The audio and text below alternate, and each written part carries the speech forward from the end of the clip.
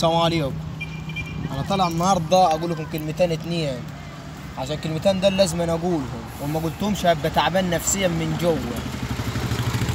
دلوقتي البنات كلها ماسكه تليفونات تاتش، بنات بنوت ماشي، حريم متجوزه ماشي، والكلام ده خرب بيوتنا.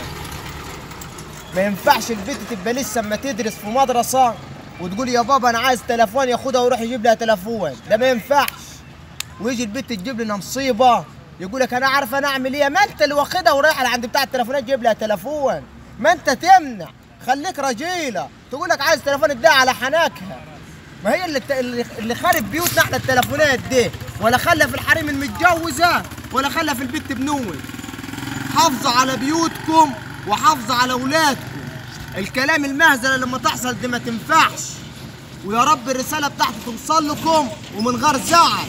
اللهم بلغ، اللهم فاشل، ويا رب الرساله بتاعتي توصل لكم. شكرا.